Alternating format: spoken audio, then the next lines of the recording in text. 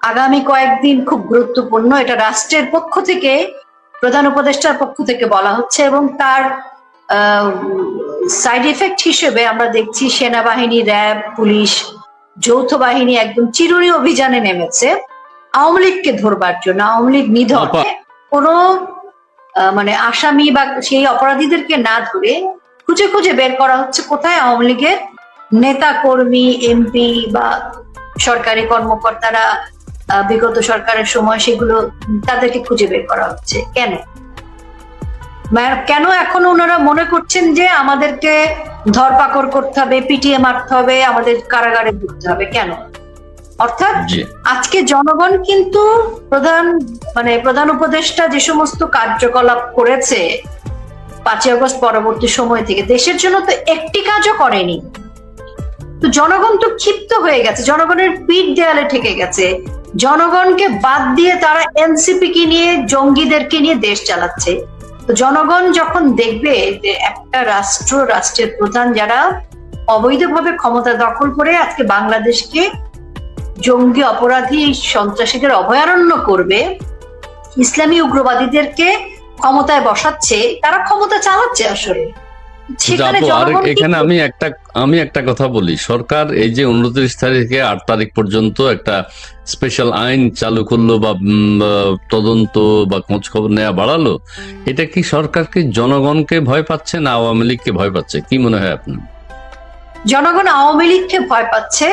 আর জনগণ যেহেতু সরকারকে সমর্থন না করে, জনগণ কিন্তু এখন চায় আওয়ামী লীগ রাস্তায় নামুক। জনগণের কাছ থেকে কিন্তু এরকম অভিমানে অনুযোগ আমরা শুনছি যে আওয়ামী লীগ কেন নামছে না, আপা কেন আসছে না।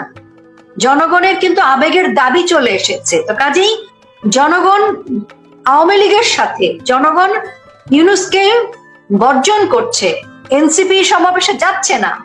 তো সেই কারণে আওয়ামী লীগ আরো শক্তিশালী হয়ে উঠেছে, আওয়ামী লীগ অবদমনীয় হয়ে উঠেছে। আওয়ামী লীগকে ইউনূস আর নিতে পারছে না, কারণ তার মনে হচ্ছে এই মুহূর্তে আওয়ামী লীগ জনগণকে রাস্তায় নামবে, কাজেই সবাইকে আবার জেলবন্দি করো, আবার পিটিয়ে মারো। সেই কারণে এত ভয়, এত সন্ত্রস্ত তারা। এবং সেজন্য এই যে চিরুনি অভিযান, তারাই কিন্তু বলছে সামনের 8 দিন খুব সাংঘাতিক যাবে, কি কি সব কথা বলছে তারা। এবং এই যে আমাদের উপর আবারও একটা মানে আক্রোশ চাপিয়ে দেয়া, আমলা মামলার মধ্যে দিয়ে আবার আমরা যাচ্ছি, তাতে কি জনগণ থেমে যাবে? জনগণ কিন্তু আজকে শাহবাগে জনগণরা তো উত্তর দিয়েছে যে আপনি রাস্তা বন্ধ করেছেন কেন, জুলাইতে আপনার কিসের সনদ, বলেন আপনি কি লেখা আছে? উত্তর তো দিতে পারিনি। আজকে পুলিশ অফিসারকে ধমকাচ্ছে যে প্রধান উপদেষ্টার পিএস বলেছে শাহবাগ বন্ধ করে দাও। এটা কি রাষ্ট্র পারে? প্রধান উপদেষ্টা ওদেরকে রাস্তায় নামিয়েছে, এটা প্রমাণিত। তাহলে জনগণ জাহান্নামে যাক, এনসিপি রাস্তা বন্ধ করে এনসিপির যা ইচ্ছা তাই করবে, এবং পুলিশকে ধমকাচ্ছে। আজকে আমাকে আরেকজন বলছিলেন যে এই সমাধান কবে হবে। দেখেন, জুন মাসে সাদিক কায়ুম তারা কিন্তু একদম স্পষ্ট করে বলেছে তাদের 5,000 পুলিশ হত্যা করবার পরিকল্পনা ছিল, তারা 3,000-এর মতো সক্ষম হয়েছে বলছে। এই কথাগুলো তো আমরা বলেছি, আজকে সেটা তো প্রমাণ হলো। এই যে তারা এদেরকে হত্যা করার পরিকল্পনা করেছে, ট্রেনিং করেছে, শুধু এই একটা সেগমেন্ট, এরা তো হত্যা করে সবাই তো ইন্ডেমনিটি পেয়েছে। তার মানে এই যে 5,000 ট্রেনিং প্রাপ্ত জঙ্গি, ক্রিমিনাল, সন্ত্রাসী, উগ্র গোষ্ঠী, এরা তো বাংলাদেশে রয়ে গেছে, এদের তো বিচার হয়নি। তার মানে আপনার আজকের বাংলাদেশের জনগণের জন্য, বাংলাদেশ পুলিশ প্রশাসনের জন্য কিন্তু 5,000 জঙ্গি ওই জুলাইয়ের আগেই তৈরি হয়ে বসে আছে। এখন তো আরো জঙ্গি তৈরি হয়েছে, জেলখানার জঙ্গিরা বেরিয়ে গেছে, বিদেশ থেকে জঙ্গি এসছে। তার মানে আজকে জনগণের জন্য বাংলাদেশে কি কি এসছে? 5,000 ট্রেনিং প্রাপ্ত জঙ্গি, যেটা তারা স্বীকার করছে, এবং নতুন নতুন অনেক ইসলামী উগ্রপন্থী ঢুকেছে। কারাগারের সমস্ত শীর্ষ সন্ত্রাসীরা ইন্ডেমনিটি পেয়ে বেরিয়ে গেছে, জামিন নিয়ে খালাস পেয়েছে, মামলা মোকদ্দমা বেকসুর করে ফেলেছে, যুদ্ধাপরাধীরা বেরিয়ে গেছে। তাহলে আপনি আপনার জন্য জীবন কতটা নিরাপদ জনগণ নিতে পারছেন, সেটাও ধন্যবাদ। আসলে মানে ওনার মানে এই প্রেস ব্রিফিংটা দেখে আমি তখন ভাবছিলাম যে তাহলে গোপালগঞ্জে যারা মারা গেছেন, আহত হয়েছেন, এবং সে অবর্ণনীয় দৃশ্য আমরা সবাই দেখেছি। এখন আমাদের তো স্মৃতি চলে যাওয়া, এরকম যে একটা ডিজিজ আছে, ডিমেনশিয়াও হয়নি, মেমোরি লসও করিনি আমরা। এই ভিডিওগুলোকে কি বলবো? আর দেখেন, আত্মরক্ষার জন্য সেনাবাহিনীর মতো এরকম একটা সর্বোচ্চ প্রতিষ্ঠান, পুলিশ বাহিনীর মতো একটা প্রতিষ্ঠান, তারা তো সাজোয়া যান নিয়ে গেছেন, এমনি এমনি যান না, একদম সেনাবাহিনী, পুলিশ এবং পরবর্তীতে বিজিবিও গেছে, নৌবাহিনীও গেছে, এত বড় বড় দল, মানে এনসিপির ডাবল গেছে তারা।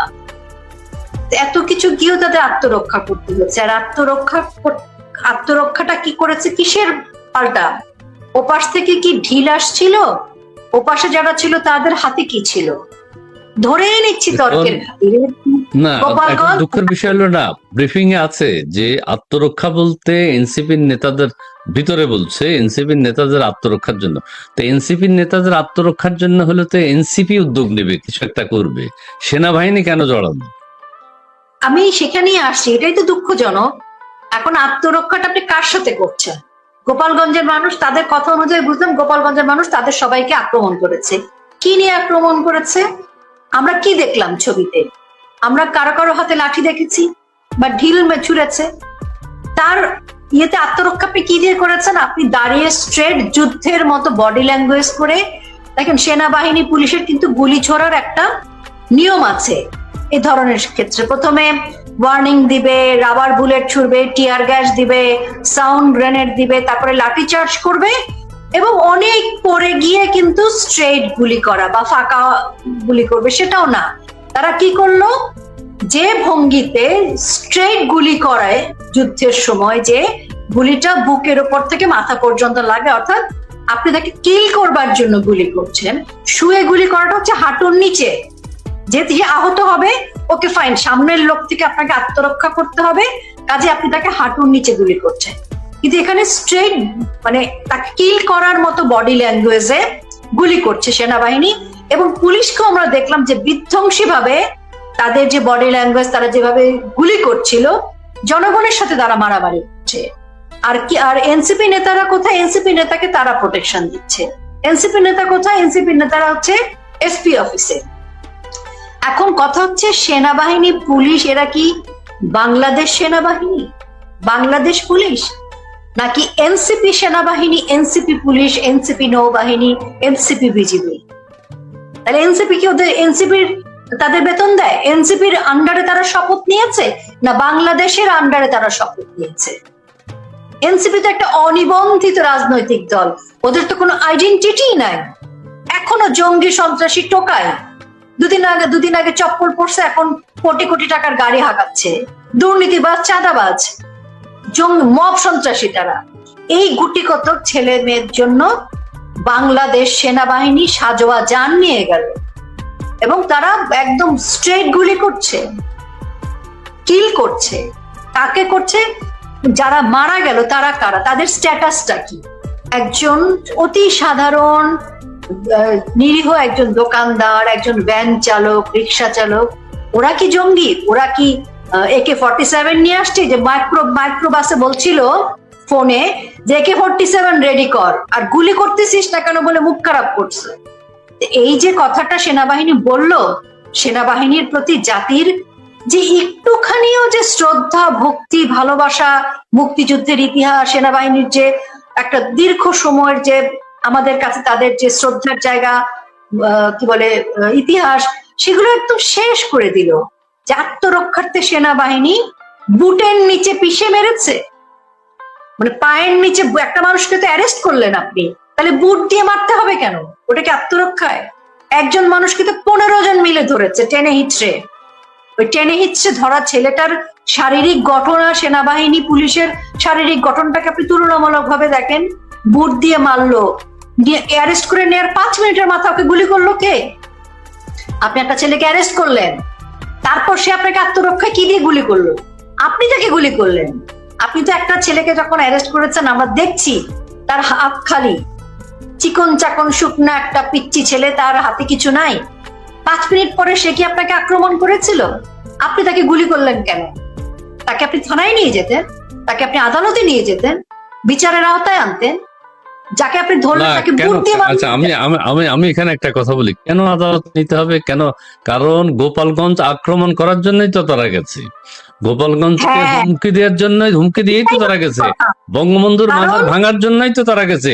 সেখানে একদম আমি গোপালগঞ্জবাসীর আত্মরক্ষার তো সুযোগ আছে, দেখেন গোপালগঞ্জকে ঘটনা মুছে দেওয়ার জন্য গেছে। এই ব্যাপারে কিছু বলুন। প্রকাশ্যে ঘোষণা দিয়ে ধানমন্ডি 32-এর ঘোষণা দিয়ে, মতো ঘোষণা দিয়ে গেছে, এবং হ্যাঁ, মঞ্চে দাঁড়িয়ে তারা সমাধি, মুজিববাদ এবং বঙ্গবন্ধু, বঙ্গবন্ধু কন্যা, মুক্তির ইতিহাসকে তারা অশালীন ভাষা গালাগালি করছে। সমাধিস্থল তারা উড়াই দিবে, গুড়াই দিবে। এই সমস্ত কথা আপনি গোপালগঞ্জে গিয়ে বলবেন, ওরা বাদ দেন। আমার বাবার সম্পর্কে, আমার বাবার কবর নিয়ে কথা বললে তো আমি কি গুলি করব? গুলি না পাই অন্যভাবে মারবো। এটা যে কোনো মানুষের আবেগের জায়গা ভাই। আপনি বঙ্গবন্ধু জাতির পিতা, একটা সাধারণ মানুষ তার সাধারণ পিতার কবর পর্যন্ত জীবন দিয়ে রক্ষা করবে। আর জাতির পিতাই বাংলাদেশ দিয়েছে, তাদের গোপালগঞ্জের প্রতি এত আক্রোশ, তারা সমাধি গোপালগঞ্জ উড়াই দিবে, নাম পরিবর্তন করবে, মিথ রাখবে না, গোপালগঞ্জ রাখবে না। তো সেগুলো করবার জন্য তারা সেনাবাহিনী নিয়ে গেছে, সাজোয়া যান নিয়ে গেছে, পুলিশ নিয়ে গেছে। এবং এত কেন? একটা এনসিপি এই প্রটোকল কোন আইনে পায়? রাষ্ট্রের এই প্রটোকল শুধুমাত্র প্রধানমন্ত্রী এবং মহামান্য রাষ্ট্রপতি পেতে পারে, তাও এই পরিমাণ মানে কখনোই প্রটোকল আমরা প্রধানমন্ত্রী এবং মহামান্য রাষ্ট্রপতিকে আমরা আজ পর্যন্ত দেখিনি। তাহলে এনসিপির এই টোকাইদেরকে কেন দিবেন ইউনূস? ইউনূসকে ক্ষমতা কে দিয়েছে? না, দেবে তো, দেবে তো সাধারণ, দেবে তো স্বাভাবিক, তারা একসাথেই তো আন্দোলন করেছে তারা। আজকে সেনাবাহিনী যাই করুক না কেন, এই ইতিহাস সেনাবাহিনী কোনোদিন মুছে ফেলতে পারবে, কোনোদিনও না। এবং বাংলার মায়েরা তাদের সন্তানকে হয়তো আর্মি অফিসার করার স্বপ্ন আর দেখবে না। জি আপু, আমি এখানে একটু যুক্ত করি, সেটা হচ্ছে আমাকে একজন বলছে যে আচ্ছা ঠিক আছে, একজন আপনার ধরুন আপনার বাড়ি আক্রমণ করতে গেল একজন ঘোষণা দিয়ে, ঠিক আছে, ঘোষণা দিল যে রোকেয়া প্রাচীর বাড়ি ধূলিসাৎ করে দেব, আমরা আসছি সেখানে রোকেয়া প্রাচীর যে ঘরের যে জায়গা আছে সেটা আশেপাশে যারা আছে তাদেরকে ভাগ করে দেব, ধ্বংস করে দেব। আপনি তখন কি করবেন? আপনি তখন আত্মরক্ষার্থে আপনার যা কিছু করার আপনি তাই করবেন। গোপালগঞ্জবাসী সেটাই করেছে। গোপালগঞ্জে যাওয়ার আগে তারা হুমকি দিয়ে গেছে, তারা ধ্বংস করার জন্য গেছে। সেনাবাহিনী, লোকজন বলছে যে সেনাবাহিনী তখন কোনো ভূমিকা পালন করেনি কেন? এখন হাস্যকর একটা প্রেস কনফারেন্স তারা করেছে। হ্যাঁ, আচ্ছা, গোপালগঞ্জবাসী আত্মরক্ষার জন্য ঘুরে দাঁড়িয়েছে, গোপালগঞ্জবাসীর পাশে থাকা উচিত ছিল সেনাবাহিনীকে, কিন্তু সেনাবাহিনী সেটা করে নাই। সেনাবাহিনী তো অপরাধী, কারণ সমাধিস্থল এবং গোপালগঞ্জে ওরা আক্রমণ করবে, ভাঙবে, গুড়িয়ে দিবে, এই হুমকি প্রকাশ্যে দিয়েছে। প্রকাশ্যে হুমকি দেওয়াটাই একটা আইনগতভাবে অপরাধ বাংলাদেশের আইন অনুযায়ী, সংবিধান অনুযায়ী। সেই প্রকাশ্যে ঘোষণা দেয়া জঙ্গি, সন্ত্রাসী, ক্রিমিনালদেরকে সরকারি প্রটোকল দিয়ে সেনাবাহিনী, পুলিশ, বিজিবি যারা যারা গেছে আইনের আওতায় প্রত্যেকে অপরাধী। এই নির্দেশ যে সেনাবাহিনী যারা যারা দিয়েছে, আমার উপরে হয়তো এই কথা বলার জন্য খেপবে, কিন্তু আইন অনুযায়ী আইন কি বলে ভাই? অবশ্যই আপনি একটা ক্রিমিনাল যদি ঘোষণা দেয় যে আমার বাড়িতে ভাঙতে আসবে, এবং সেই পুলিশ, সেনাবাহিনী যদি সেই ক্রিমিনালকে আমার বাড়ি ভাঙতে আসার জন্য নিরাপত্তা দেয়, সরঞ্জাম দিয়ে সহযোগিতা করে আমার বাড়ির সামনে এনে দাঁড় করায়, তাহলে সেই আসামি আমার বাড়ি ভাঙবার জন্য যতখানি আইনগতভাবে অপরাধী, তার সাথে যারা এসেছে, তাকে যারা প্রোটেকশন দিয়েছে, সহযোগিতা করেছে, প্রত্যেকেই অপরাধী। এবং ইউনূস সহ, স্বরাষ্ট্র উপদেষ্টা সহ, কারণ তারা তাকে রাষ্ট্রীয়ভাবে এই নির্দেশগুলো দিয়েছে। সেনাবাহিনী প্রতিরক্ষা উপদেষ্টার দায়িত্বে চলে, সে সরাসরি ইউনূসের নির্দেশ পালন করেছে। কাজে ইউনূস থেকে শুরু করে সার্জিস, টোকাই পর্যন্ত এই জঙ্গিরা সহ প্রত্যেকে দায়ী। ভিডিও দেখে দেখে কোনো একদিন আসবে, প্রত্যেকের বিচার হবে। ওই যেটা একজন প্রশ্ন করেছে এবং আপনিও বলেছিলেন যে সেনাবাহিনী একজনকে জিজ্ঞাসাবাদ চলছে। এর আগে আপনি কি দেখেন, আপনি শুরু থেকেই ইউনূস কিন্তু চেয়েছে যে গৃহযুদ্ধ লাগুক। সেটার পায়তারা তো ছিল ধানমন্ডি 32 বুলডোজার দেয়া, গোপালগঞ্জে হামলা, এগুলো যখন সাকসেসফুল হয়নি, তারপর এখন কিন্তু জনগণ বলছে যে মাইলস্টোনের হামলাটার মধ্যেও একটা ঘাপলা আছে। যাই হোক, এটা ঘাপলা না দুর্ঘটনা সেটা নিয়ে আমি বিতর্কে যাব না, কিন্তু সেরকম একটা ক্রাইসিস মোমেন্টে যখন আমাদের ফুলের মতো বাচ্চারা বিমান বিধ্বস্তের কারণে নির্মম ভাবে আহত নিহত হলো, সেই সময়ে একটা বৈঠক হয়েছে, জুসের ক্লাস তো মনেই আছে আপনার। সেই বৈঠকের উদ্দেশ্য কিন্তু এমন ছিল না যে এই বাচ্চারা মারা গেল ক্রাইসিস মোমেন্টে, এটাকে আমরা কিভাবে সমাধান করি, সেটা ছিল না। ছিল হচ্ছে প্রেস ব্রিফিং এ কিন্তু একজন উপদেষ্টা বললেন যে ফ্যাসিস্ট সরকারের বিরুদ্ধে তারা যে কোনো ফ্যাসিস্ট সরকারকে প্রতিহত করবার জন্য তারা একজোট মতামত পেয়েছেন, একসাথে তারা বৈঠক করেছেন, বড় দল ছোট দল দুই ভাগে। অর্থাৎ আওয়ামী লীগকে ঠেকাতে পারছে না, কারণ গোপালগঞ্জের এনসিপি যে উদ্দেশ্য নিয়ে গিয়েছিল এবং পরবর্তী পর্যায়ে গোপালগঞ্জের পাশাপাশি অন্যান্য যে জেলাগুলো, গোপালগঞ্জ থেকে তো ট্যাঙ্কের ভিতর খুব হাস্যকর ভাবে পালিয়ে আসতে হলো। তো তারপরে যত জায়গায় তারা গেছে সেখানে কোনো জনগণ তাদের সাথে ছিল না, গোপালগঞ্জেও কেউ ছিল না। এডিসি এনডিসি তারা আশ্রয়ণ প্রকল্পের লোকজনকে জোর করে এনে সে চেয়ার ভরিয়েছে। তো অন্যান্য জেলাও তারা সফল হয়নি এই পরিমাণ রাষ্ট্রের আইন শৃঙ্খলা রক্ষাকারী বাহিনীকে চাকরের মতো ব্যবহার করেও, সরি আমি চাকর বলতে বাধ্য হলাম কারণ সেরকমই ব্যবহার করেছে। তো যেহেতু হয়নি, তার মানে আওয়ামী লীগ সব জায়গায় সংগঠিত হতে পেরেছে। আওয়ামী লীগের চেতনা, আওয়ামী লীগের যে উজ্জীবিত হওয়া যে শক্তি, ইউনূস কিন্তু ভয় পেয়েছে, মাইলস্টোন দিয়ে সেটা ঢাকতে চেষ্টা করেছে, ঢাকেনি। তো তার ফলে তারা বৈঠক করে একজোট হয়েছে যে আসেন আমরা ষড়যন্ত্রকারীরা আবার একজোট হয়ে যাই, আওয়ামী লীগকে ঠেকাতে হবে। তো ঠেকাতে হবে যেহেতু এই প্ল্যান, তারপরে দেখেন এই যে 10 দিনের একটা সাঁড়াশি অভিযান, এই সাঁড়াশি অভিযানের সাথে এক ধরনের একটা গুজব তো ছড়াতেই হবে যে আওয়ামী লীগ এই করবে সেই করবে, আওয়ামী লীগ এই হামলা করবে। ভাই 12 মাসে হামলা মামলা যা যা হওয়ার, সমস্ত জঙ্গিদেরকে তো আপনার কারাগার থেকে বের করলেন। আমাদের নেত্রী উনি সরকার প্রধান থাকা অবস্থায় সকল জঙ্গি উগ্রবাদী যত আসামি ক্রিমিনালদেরকে কিন্তু জিরো টলারেন্সে গ্রেফতার করলেন, সর্বোচ্চ আদালতে বিচার দিয়ে জেলে পাঠাইলেন। আপনারা এসে সবার জেল থেকে আইনগত প্রক্রিয়ায় ভুয়া নির্বাহী আদেশ দিয়ে বের করে দিলেন, আবার কারাগার ভেঙে লুটপাট করে অস্ত্র সহ কয়েদিদেরকেও বের করে নিয়ে আসলেন। তাহলে জঙ্গি হামলা করার টার্গেটটা কার? আমরা আসামি ধরে নেত্রী আমাদের বঙ্গবন্ধু কন্যা যার বিচার করে জেলে ভরলো, এই সরকার ইউনূস এসে সবাইকে মুক্ত করে খালাস করে জামিন করে মামলা বেকসুর খালাস করে দিচ্ছে। তাহলে হামলা করার, দেশে অস্থিতিশীল পরিস্থিতি করা, জনগণকে একটা বিপদের মুখে ফেলা, বাংলাদেশকে জঙ্গি রাষ্ট্রে পরিণত করার সকল আয়োজন তো ইউনূসের। আওয়ামী লীগ তো কি বলে একদমই আন্ডারগ্রাউন্ড হয়ে আছে। হ্যাঁ, কিন্তু আওয়ামী লীগ তো এখন সারা বাংলাদেশ, 75% মানুষ বলেছে আওয়ামী লীগ নির্বাচনে না থাকলে তারা ভোট কেন্দ্রেই যাবে না। আপনার কিছু করার নাই তো, জনগণ আপনার সাথে নাই। এখন সাধারণ যে জনগণ আজকে বলছে যে কেন আপনি রাস্তা বন্ধ করে শাহবাগে জুলাই সনদ বলবেন, আমার কষ্ট কেন দেবেন, আমার বাবা হসপিটালে, তারা বলছে আপনি আওয়ামী লীগ করেন। আজকে তো তার মানে কি, আজকে ওই সাধারণ মানুষটিও আওয়ামী লীগার হয়ে গেছে, আজকে সবাই আওয়ামী লীগ। আচ্ছা, সবাই আওয়ামী লীগ। আরে দেখি আপনি খুশি আছেন সবাই আওয়ামী লীগ? আচ্ছা দেখেন, বাংলাদেশ আওয়ামী লীগ জনগণের রাজনীতি করে, জনগণ সবসময় আওয়ামী লীগের কাছে জনগণ আর আওয়ামী লীগ সবসময় একসাথে পথ চলে। আচ্ছা, আমি একটু বলতে চাই আপু, অনেকেও মেজর সাদিকের কথা জানতে চাচ্ছেন। মেজর সাদিকের কথা সেনাবাহিনী প্রেস ব্রিফিং এ বলছে, এটা হচ্ছে ইউনূসের জনগণকে বোঝানোর জন্য ইউনূসের আরেকটা ষড়যন্ত্র।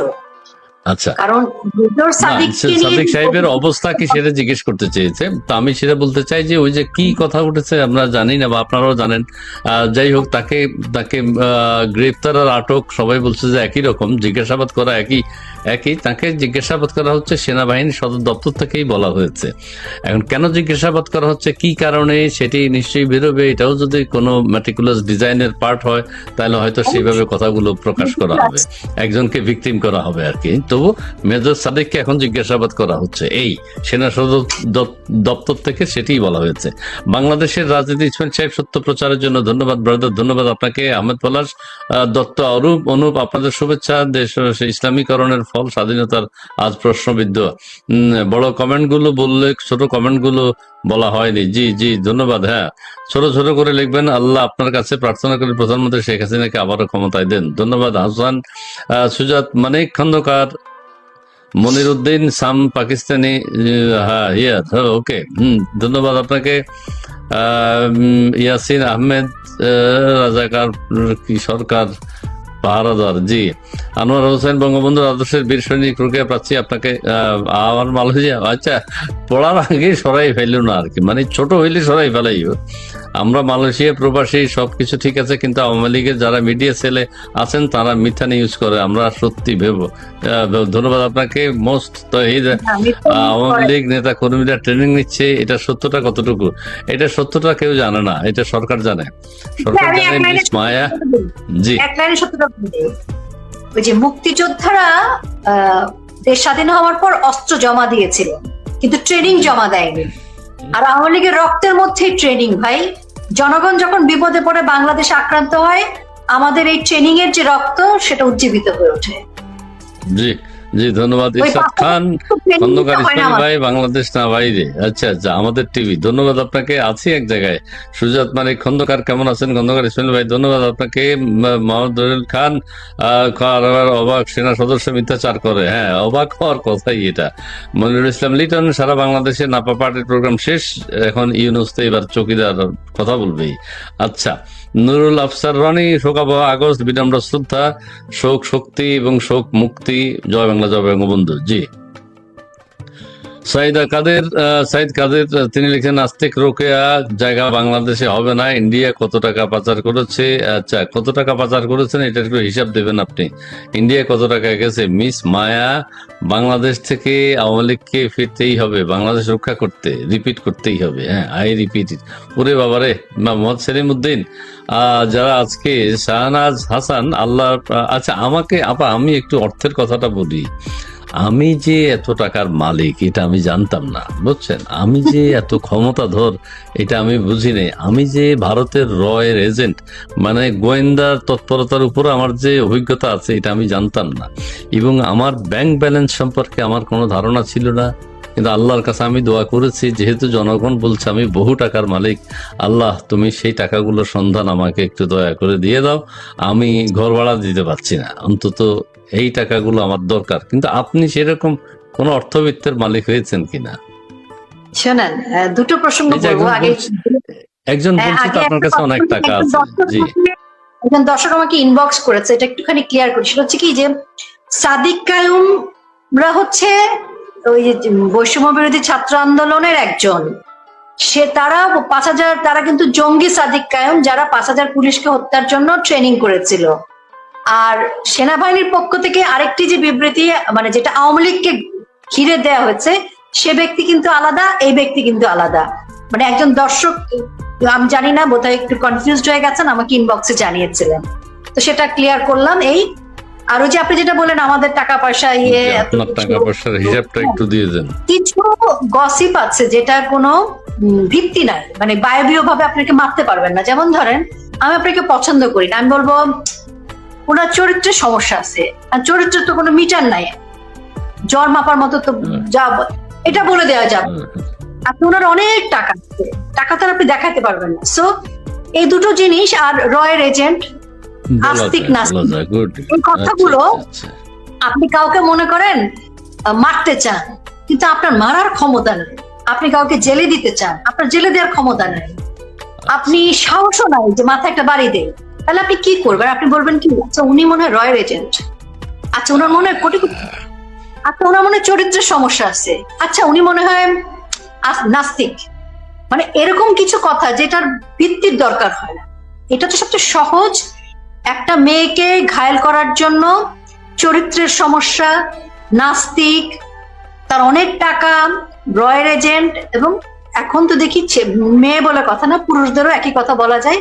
এই চারটা বিষয় যে কোনো দুর্বল কাপুরুষ বিকলাঙ্গ মানুষ, মানে বিকলাঙ্গ বলছে মানসিক বিকলাঙ্গ, অন্যভাবে নেবেন না কেউ, এই ধরনের মানুষ কাউকে আঘাত করবার জন্য এই কথাগুলো সহজেই ছড়িয়ে দেয় আর কি, আকাশে বাতাসে। মানে জামাত ইসলামেরটা তো আলাদা করার কোনো মানে নেই। 30 লাখ শহীদের রক্তের এই বাংলার মাটিতে দাঁড়ায় থেকে মিথ্যা কথা বলা, মুক্তিযোদ্ধাদের সাথে অন্যায় করা এত সোজা না তো। মানে আপনি যেভাবে বললেন তার সাথে তো চাপ হয়তো মাথা ঘুরে পড়বে না কেন? না, আবার কেউ বলছে যে আমি আজরাইলের কথা বলছি, কেউ আবার বলছে যে 54 বছর পরে উনি সোহরাওয়ার্দী উদ্যানে গেছেন, ওখানে যে 7ই মার্চের ভাষণ, 71-এ সারেন্ডার, 16 ডিসেম্বর, এগুলা ওনার মনে পড়ে গেছে। মনে কই আসলাম, কোথায় আসলাম, কি কইতেছি এখন, হ্যাঁ, এই মাথা ঘুরে পড়ে গেছেন, তিনি নিতে পারেন নাই। আচ্ছা, যাই হোক, আমরা তার সুস্থতা কামনা করি। এখন নাকি হার্টে ব্লক ধরা পড়েছে, এটা সুস্থ হোক, তিনি তার সুচিকিৎসার ব্যবস্থা করা হোক। দেশে হলে ভালো, দেশের বাইরে হলে আরো ভালো। আচ্ছা আপু, এবার ক্লোজিং একটু কিছু বলেন, আর কিছু বলবার আছে কিনা? দর্শক মন্ডলী, আপনাদেরকে অনেক ধন্যবাদ জানাচ্ছি, অনেক কথা বলেছেন, ভালো মন্দ মিলিয়ে আমি মন্দগুলো পড়ে ফেলাইছি, দিয়ে একটা দেখিয়েও ফেলছি, কোনো অসুবিধা নেই। মুন্না আবার ওগুলা বাচ্চারা প্রচার করে, সেই জন্য আমি, যাই হোক, মনে হয় যে একটু সময় নেয়। ঠিক আছে, আমরা সুস্থ মানসিকতার আমাদের বিকাশ ঘটুক, সেটি আমরা চাই। ভালো মন্দ কিন্তু বাংলা ভাষা দিয়ে কমেন্টস করবেন, বইতে যাতে থাকে, ডিকশনারিতে যেসব বই আছে বাংলা ডিকশনারিতে সেগুলো দিয়ে লিখবেন, তাহলে হইলো কি আমরা অর্থটা বুঝবো। অনেক সময় উচ্চারণ করতে পারি না, তো সেটা কি পড়া যাবে? সেটা কি আপনার মেয়ে শুনলে ভালো লাগবে না, আপনার ছেলে শুনলেও ভালো লাগবে না যে আমার বাবা, আমার বোন বা আমার মা এই ধরনের কমেন্টস করছে? তারা কি ভালোভাবে নেবে না। তাদেরকে ভালো কিছু শিখান, আমরাও ভালো কিছু শিখি, দেশবাসী ভালো কিছু শিখুক, সেটাই হোক।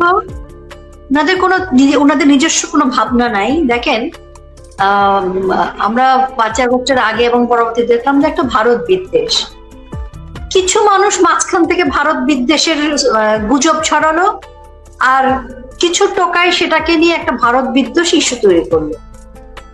তো পলিসিগত ভাবে তো দেখে আমও পাঠায়, ইলিশ মাছও পাঠায়, খাতির করার জন্য 2 পা দিয়ে রাখছে ভারতে। 14 বার নরেন্দ্র মোদীজিকে যোগাযোগ করার চেষ্টা করে খাতির করার জন্য, কিন্তু টোকাইরা তো বুঝতে পারে না যে ইনুস সব জায়গায় খাতির করে।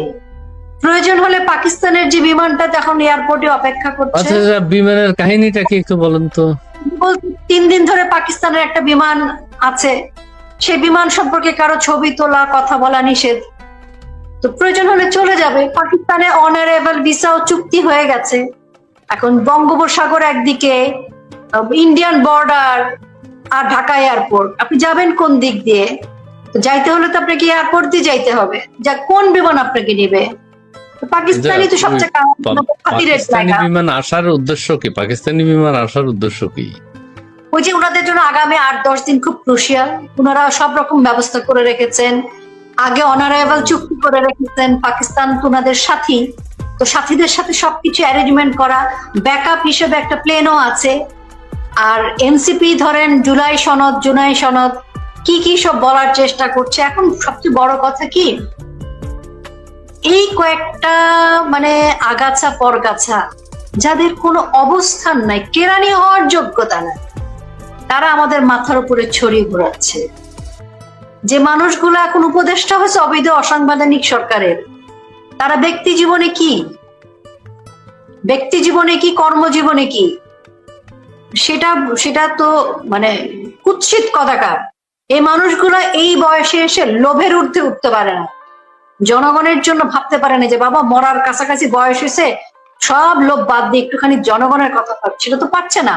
আরে আসার সাথে সাথে ইউনিভার্সিটি নিচ্ছে, ঋণ মওকুফ করতেছে, ব্যবসা নিচ্ছে, সে তো সব নিজের জন্যই করছে।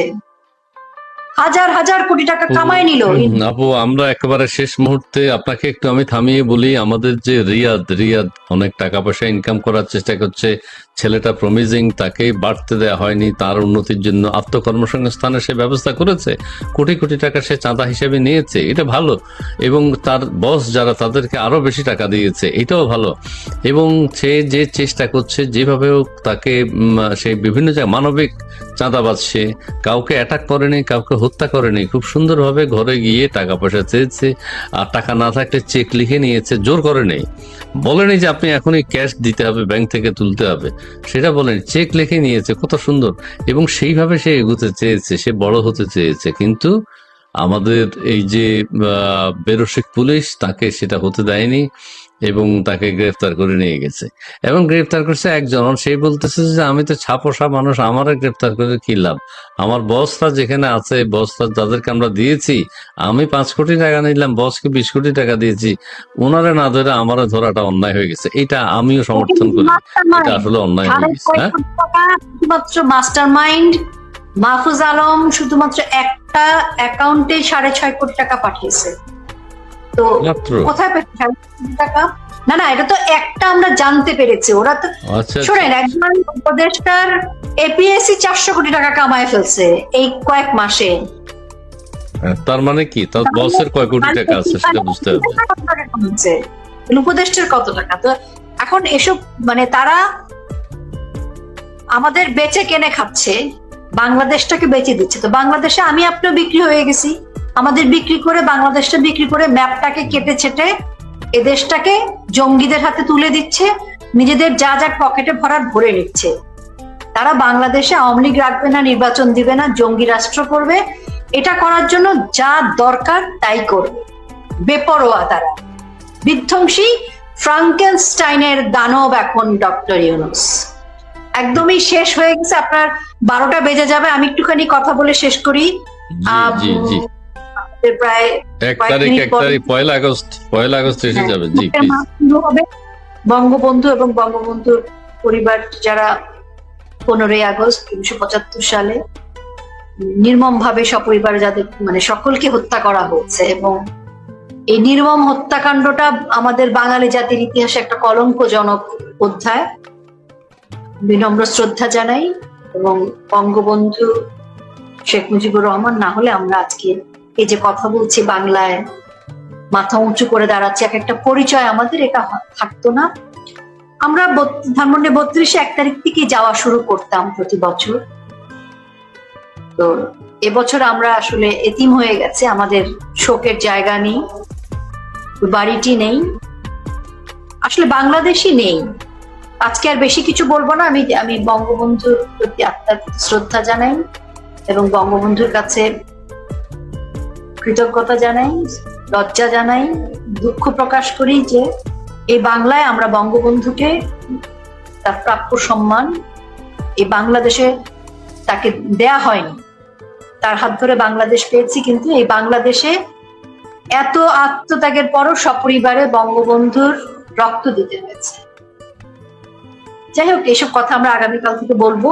শুধু আমি আমার বিনম্র শ্রদ্ধাটুকু জানাচ্ছি, আর জনগণকে শুধু একটুকু বলবো যে আমাদের বাংলাদেশের পক্ষে, মুক্তিযুদ্ধের পক্ষে যদি আমরা যার যার জায়গা থেকে কথা না বলি, যদি সবাই ফিরে না আসে বাংলাদেশের পক্ষে, বাংলাদেশ যেখানে যাচ্ছে, মানে এমন এক ট্রেন চলছে যেখানে কোনো পাইলট নাই, কোনো লাইন নাই, অ্যাক্সিডেন্ট হয়ে চূর্ণ বিচূর্ণ হয়ে যাবে, ওই বিমান বিধ্বস্তের মতো। বাংলাদেশটা যেন বিধ্বস্ত না হয়, আমরা যেন দায়িত্ব নেই, এখনো সময় আছে বাংলাদেশকে বাঁচানোর।